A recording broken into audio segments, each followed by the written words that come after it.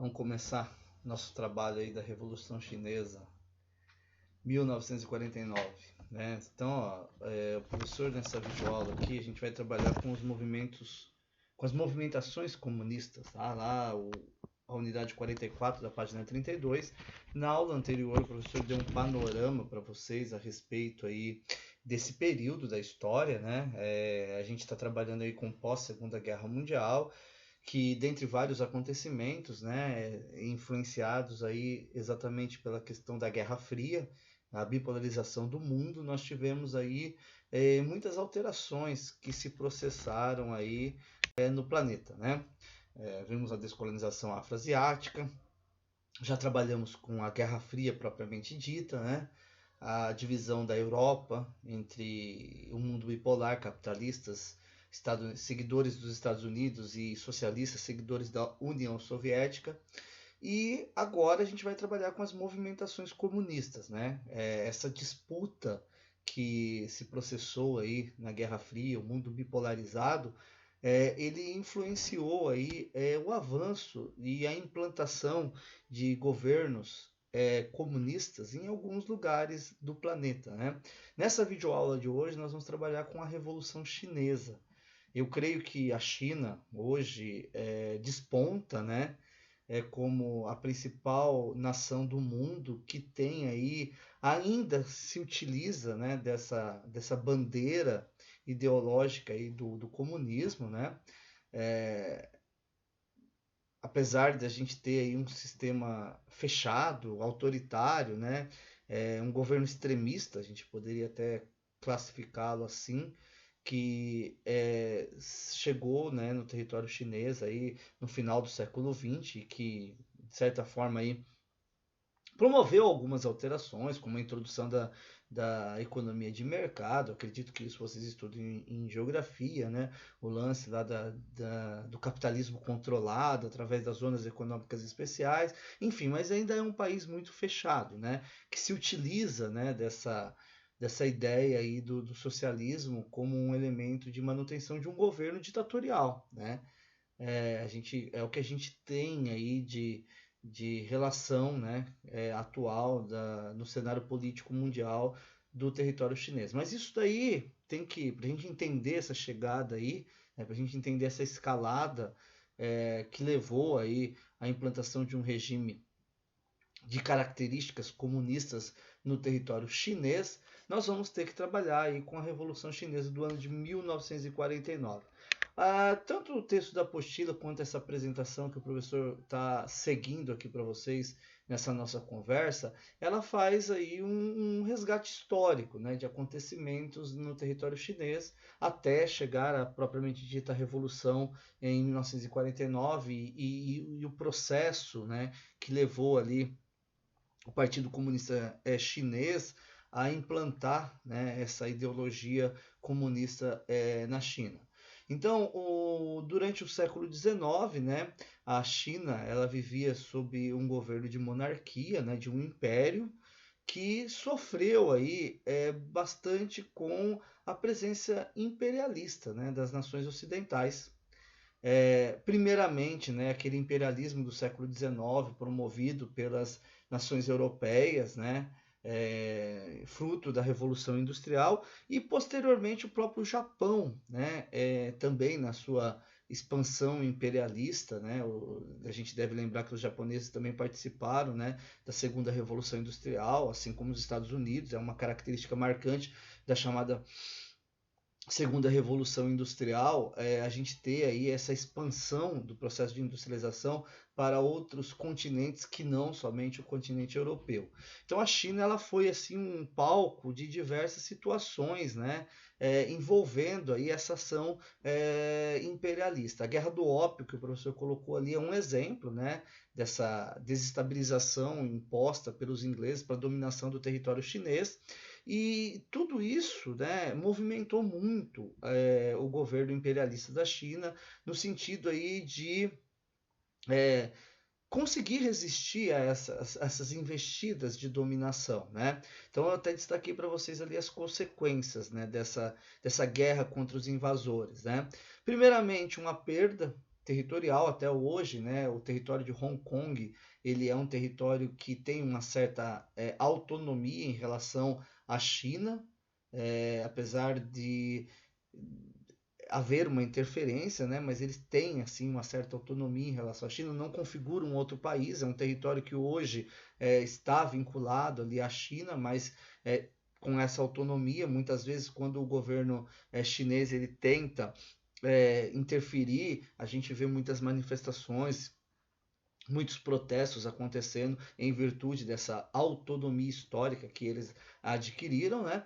E também a questão da abertura dos portos às nações ocidentais foi uma forma de conter aí essas invasões e esses domínios imperialistas que se estabeleceram aí ao longo, né, do final do século XIX, início ali do século XX. Tá? Bom, toda essa agitação promoveu aí um desgaste no governo imperial na China, né? E logo no início do século XX, em 1912, os chineses eles conseguiram aí uma alteração de sistema político. Né? O último imperador, ele por um movimento, né, encabeçado, né, por um partido, um grupo de nacionalistas, né, liderados ali pelo Sun Yat-sen, ele comandou, né, esse movimento que derrubou o império e implantou um sistema republicano, onde, né, o Sun Yat-sen ele vai, além de ser o líder do movimento, o idealizador de todo esse movimento, fundador do partido Kuomintang, né, que é o partido nacional, o partido nacionalista, ele vai ser o primeiro presidente que vai assumir a recém-formada República Chinesa. Tá? O Kuomintang, que a gente citou, como está colocado ali para vocês na apresentação, ele é o rival do Partido Comunista Chinês, que foi inaugurado, né, em 1921, sob uma influência forte da União Soviética. Né? O nosso amigo aí, o Sun Yat-sen, ele permaneceu pouco tempo como presidente, poucos meses como presidente da China. Tá? Mas mesmo assim, né, ele, mesmo afastado posteriormente do poder, ele teve uma atuação muito forte na tentativa aí de manter essa luta, né, por uma república forte, por uma república nacionalista, né, por uma república que representasse realmente aí os interesses de desenvolvimento da China. Tá? Tanto que vocês vão encontrar uma informação ali na apostila que fala que enquanto ele esteve no governo, ele buscou uma aproximação com o Partido Comunista Chinês, no sentido de travar ali um debate em prol do desenvolvimento, né? Da China, em prol do crescimento econômico do território chinês. A morte do nosso representante aí, né, o Sun Yat-sen, em 1925, acaba promovendo aí uma mudança bastante significativa, né?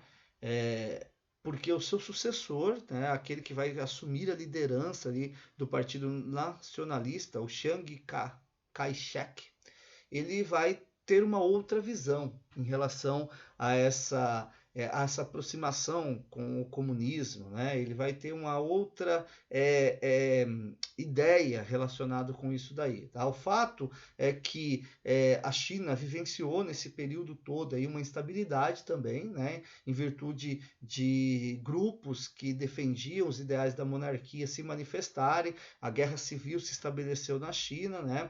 O Kuomintang ele teve assim uma dificuldade muito séria para conseguir vencer aí esse grupo de monarquistas, vamos dizer assim, que ficaram conhecidos como os senhores feudais da China, né? E para conseguir reunificar. Eles conseguem fazer isso daí só do ano de 1927, ou seja, 2 anos depois da morte, né, do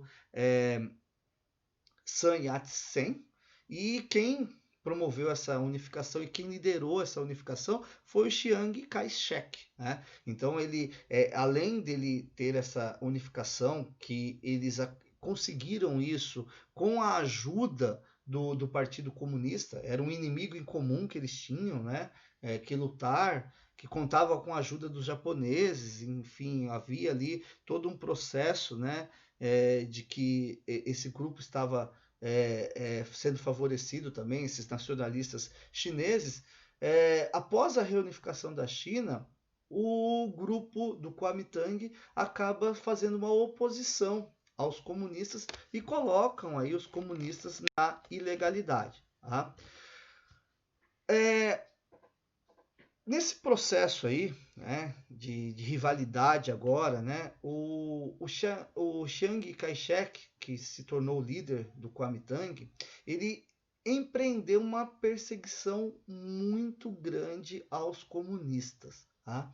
Ele dizia que os comunistas eles tinham que ser exterminados do território chinês. E é aí que começa, né, o processo que vai culminar lá no ano de 1949 com a Revolução Chinesa e com a chegada do PCC, né, do Partido Comunista Chinês. PCC aqui parece primeiro comando da capital, né, mas não é o primeiro comando da capital, é o Partido Comunista Chinês, que vai fazer com que esse grupo chegue ao poder. Como que esses comunistas eles se defenderam dessa perseguição que foi implementada aí a partir, né, da chegada do Chiang Kai-shek ao poder realmente, né, quando ele implantou esse governo despótico de perseguição?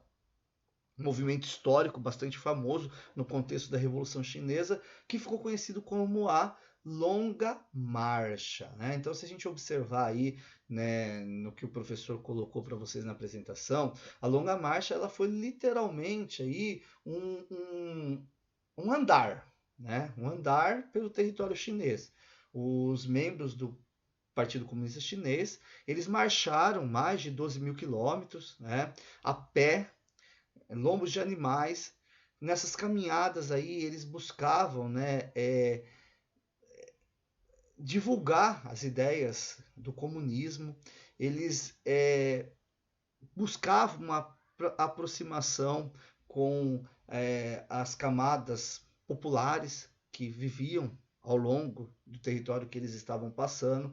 Claro que eles tiveram muitas dificuldades, enfrentaram muitas dificuldades, mas existem registros que mesmo enfrentando dificuldades, eles procuravam ajudar a população por onde eles passavam, dividindo alimentos, fornecendo remédios, dando assistência médica para essas populações, e isso fez com que um número de seguidores desse grupo fosse aumentando cada vez mais. Então eles se mantiveram firmes ali, né, na luta deles por uma revolução socialista, e com esse crescimento aí do grupo através da Longa Marcha, eles tiveram ali a possibilidade de montar, né, uma força de exército, né, conhecido como Exército Vermelho. Eles angariaram muitos membros, né, muitos camponeses passaram a seguir eles ao longo dessa marcha, que durou ali entre os anos de 1933 e 1934.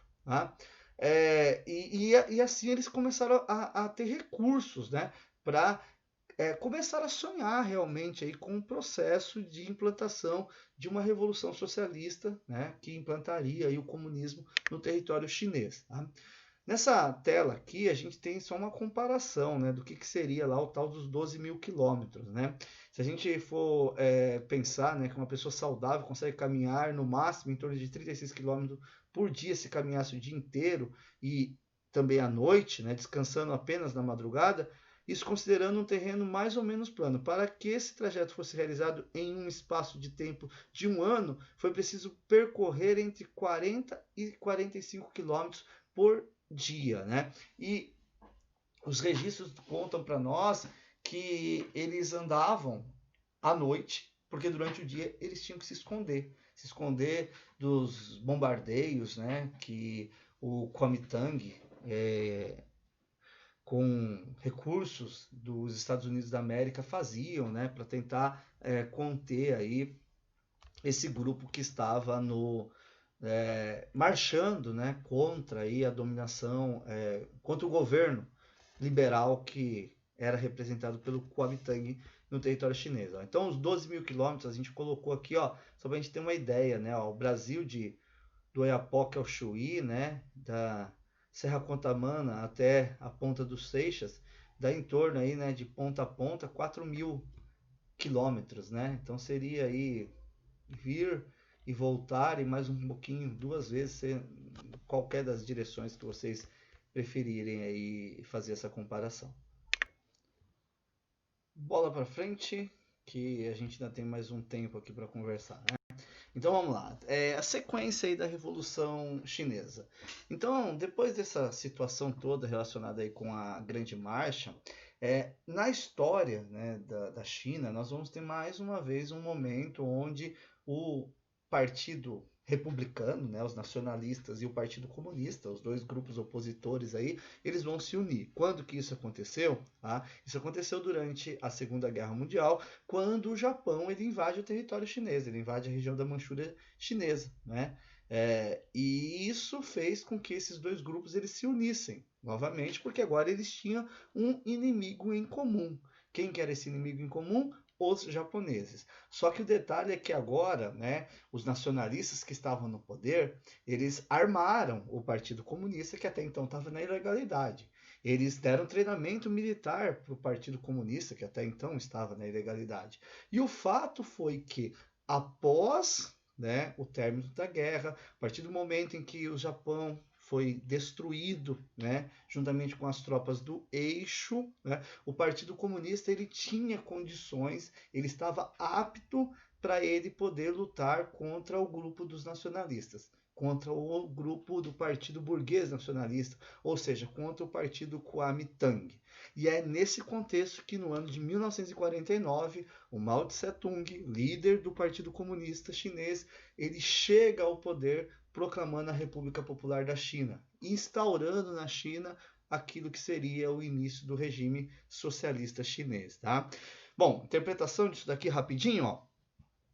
Eles criaram a serpente, né? O Kuomintang criou a serpente que, depois de grande, né? Ele criou lá, né? Cuidou do ovo da serpente. Quando a serpente nasceu, quando ela teve a oportunidade, ela foi lá e deu o bote, né? E atacou ali quem tinha criado ela, quem tinha possibilitado para ela esse crescimento. Tá? É mais ou menos assim que a gente vai entender essa situação.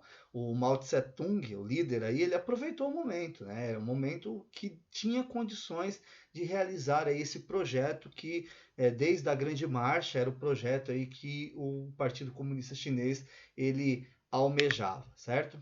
Chegamos na China socialista, né? Chegamos aí na China que adotou o socialismo como regime de governo. Tá? De cara, várias medidas voltadas aí para a ideia da doutrina socialista, tal como aconteceu na Rússia, né, no ano de 1917. O Partido Comunista, sob a liderança do Mao Tse-tung, implantou ali a reforma agrária, né, diminuindo aí a questão da concentração de terras, cedendo territórios para os camponeses que eram despossuídos aí, de áreas para poderem cultivar.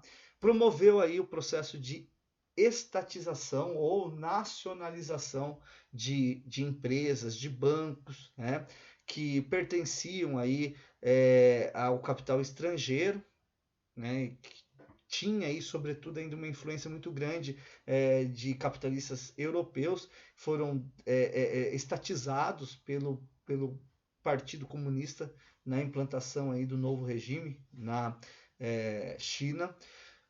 O governo passou aí a fazer um investimento muito grande, né, num processo de industrialização partindo da indústria de base, né, um investimento forte, né, nessa indústria de base, visando aí transformar o país numa potência mundial, totalmente com o controle do Estado. Essas reformas aí foram as reformas bastante significativas, tá? Eram reformas que iriam dar uma autonomia muito grande dentro do aspecto econômico para a China, que estava se reorganizando novamente. Só que o fato é que existiam problemas sociais ainda, e esses problemas sociais, eles deveriam ser sanados, tá? Qual era esse problema social? O problema social, por exemplo, da fome, que atingia grande parte da população. E é aí que o governo chinês ele vai lançar um programa bastante conhecido dentro da Revolução e da história da Revolução Socialista na China, que foi o Grande Salto para Frente. Vamos ver o que foi o Grande Salto para Frente. Ó. O Grande Salto para Frente ele teve aí algumas medidas que foram tomadas, né? Essas medidas elas tinham a ideia, né, de sanar as dificuldades que a China estava vivenciando ali nesse processo de implantação do novo sistema. Então, quais medidas foram tomadas no Grande Salto para frente? Primeiro, um êxodo urbano forçado, grande parte da população que estava nas cidades, elas foram obrigadas a ir para a zona rural, né, nesse processo da reforma agrária, para fazer alimentos, né, para plantar alimentos, para cultivar alimentos. O Mao Tse Tung ele até usou ali e conclamou os camponeses a produzir em grande quantidade para matar a fome da população. Tá? Dentro do Grande Salto para Frente, as terras coletivas e estatais, né, elas foram utilizadas aí para cultivo. As pessoas que se recusassem, né, a irem para essas terras aí cultivar poderiam até sofrer pena de morte. Então é uma radicalização que a gente está vendo aí nesse grande salto para frente.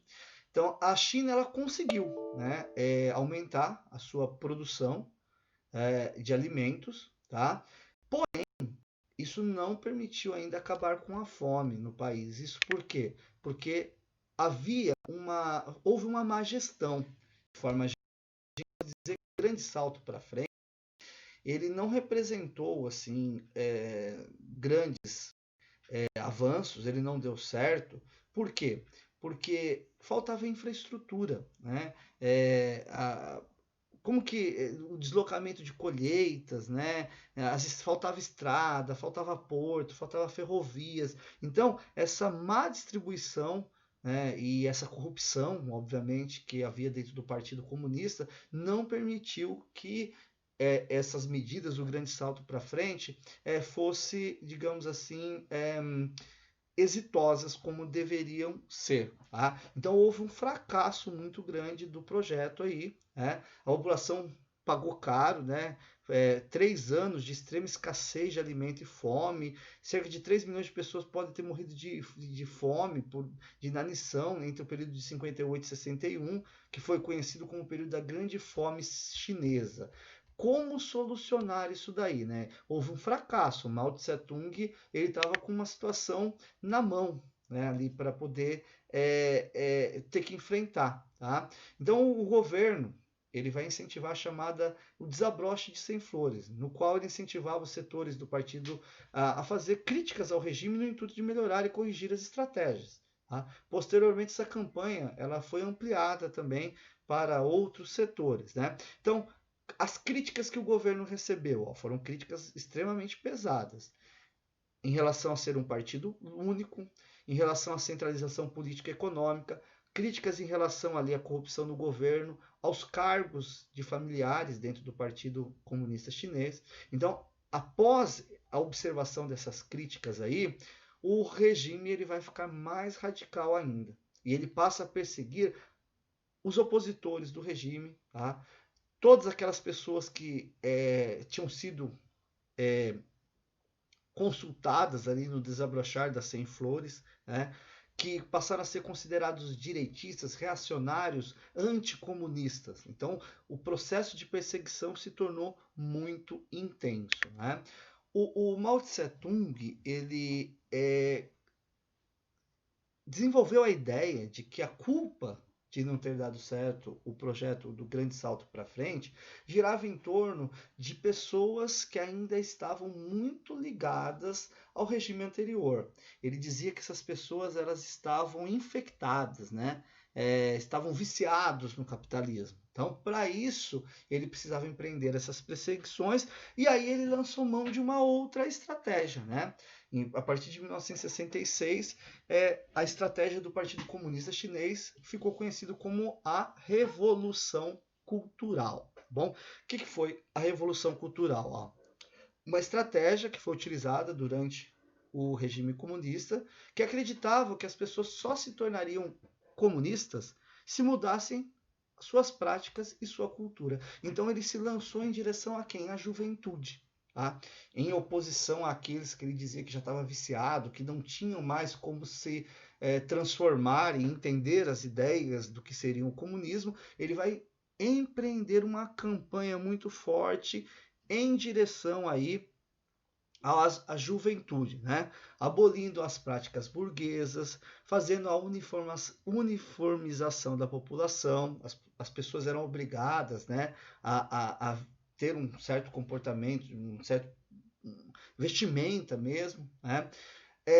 A proibição de hábitos ligados aí a costumes ocidentais, como por exemplo ali, cuidar de animal doméstico, isso era hábito ocidental, então era para abandonar tudo aquilo que era ocidental.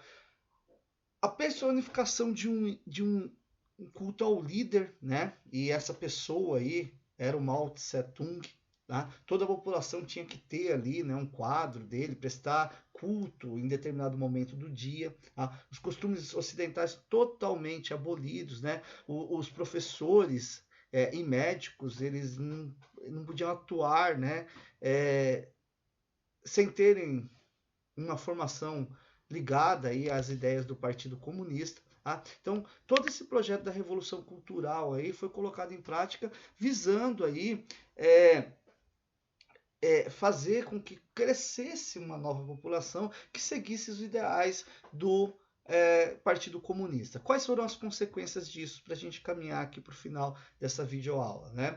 A radicalização do regime, né, durante essa Revolução Cultural, promoveu uma série de perseguição, prisão, tortura, deportação de muitos intelectuais chineses que faziam oposição. Ocorreu um colapso também no sistema de saúde e educação por conta desses profissionais, né, que estavam formados no mundo ocidental poder atuar, né?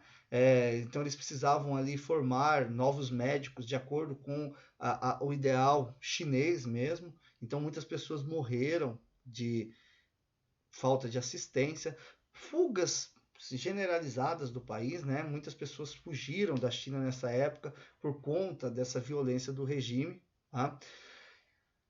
Essa radicalização ela permaneceu forte mesmo até o ano de 1976, quando os dois grandes líderes da Revolução Cultural Chinesa, o Mao Tse Tung e o Xu Enlai, eles morreram. O sucessor do Mao Tse, o Deng Xiaoping, ele pôs fim a essa revolução cultural, tá? Reprimiu as principais lideranças desse movimento, até mesmo a viúva do Mao Tse, a Chiang Ti, ela foi reprimida, foi condenada à prisão perpétua. Tá? Os outros grupos que compunham ali os seguidores do Mao Tse Tung, né, o Chiang e os amigos que compunham a camarilha dos quatro, foram presos e condenados, né, muitos deles condenados à prisão mesmo, e aí se estabeleceu uma nova versão, digamos, dessa implantação do socialismo, que é essa China que nós conhecemos hoje. Tá? Essa China ainda fechada, né, mas com uma certa abertura, né, ao capitalismo, com a implantação aí de uma economia de mercado controlada pelo governo, né, da família Xiaoping. Né? Próxima aula, a gente desenrola mais um pouquinho desses movimentos comunistas, daí nós vamos abordar, de forma geral, os outros movimentos comunistas que são colocados aí para a gente estudar nessa unidade, ok? Muito obrigado aí, valeu, um abraço para todo mundo.